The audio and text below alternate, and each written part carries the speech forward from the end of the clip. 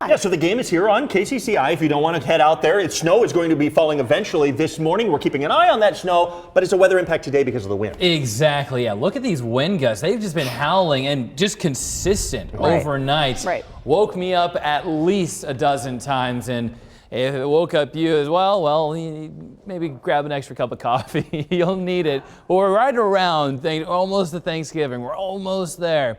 The wind gusts right now across the state, 40 to 45 mile per hour gusting. A lot of that around Des Moines up to Ames, Marshalltown, Grinnell, a little bit stronger in Ottumwa, but overall it is windy no matter where you're waking up in Iowa this morning. Sky cams right now across the state. Looks pretty nice from our Principal Park sky cam. Can't tell it's too windy from there. It's a nice anchored down camera, but right now looking out in Algona, you can see some of that white on the roads. It's just a little bit here and there, but some flakes did fall in northern Iowa, at least something that you could be waking up to seeing it on the ground now. So overall, satellite and radar, the bulk of the snow is to the north of the Iowa-Minnesota border and even off to the northeast now. But still, that's going to be impacting travel over Minnesota, Wisconsin, eventually Michigan.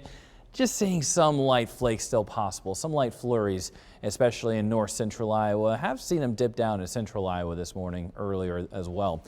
But overall, the clouds will stay put throughout the morning. They'll break apart for the afternoon. The winds will break apart as well. We're not going to see as strong of winds later on as we talk about around and after lunchtime. And then we'll continue with partly cloudy to mostly clear skies overnight tonight. This is Thanksgiving now. We're seeing mostly sunny skies as we clear things up. Not so much along Highway 20, so Fort Dodge going to Waterloo, even towards Ames. You're going to be right on that line between mostly cloudy to mostly sunny. It does seem like clouds stick up that direction. Could even see some flurries fall. But overall, the snow is going to be holding off until we get into Friday. Future winds as we talk about the wind chill. We're going to be dealing with teens for the morning, 20s for the afternoon. Not much of a rebound for today, so you do want to have those extra layers. Bundle up as you head out. This is parts of the system moving in. It's over the Pacific Ocean right now. Still has to pass over the Rockies. All I'm trying to say is there's still going to be a level of uncertainty, a lot of ground and water for this to travel as we talk about Friday. But this is the way the models are starting to line up. Friday afternoon going into the evening. This is 6 o'clock. You're seeing more of that snow now reaching the I-35 corridor, already filled in west of I-35 earlier Friday, but then continuing into Friday night, going into Saturday early morning as well. And notice there is even some green in there. So there should be some rain-snow mix over parts of the state favoring the southwestern portion of the state now. That could expand a little bit more. If it does, that's going to zap some of those accumulations as well. So overall, still a level of uncertainty when it comes to those accumulations when we're talking about through once Saturday wraps up, because that's whenever the snow pushes on out. So we're not going to see that carry into Sunday. Overall, the accumulations now on the screen, breaking it down, going to 10 o'clock.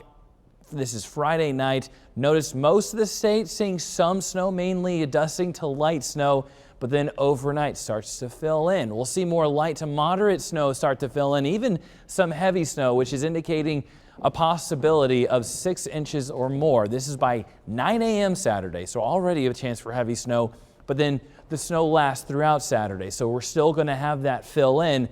Still going to be dealing with more of that snow adding up deeper into Saturday, but notice just off to the west and to the south, not much. So if this does nudge a little eastward, we're going to start talking about less snow for western Iowa potentially. So that's why we're talking about the chance for snow. It is still very high, but there's still going to be a level of uncertainty as of now. We'll have better information as we get in Thursday and especially by Friday.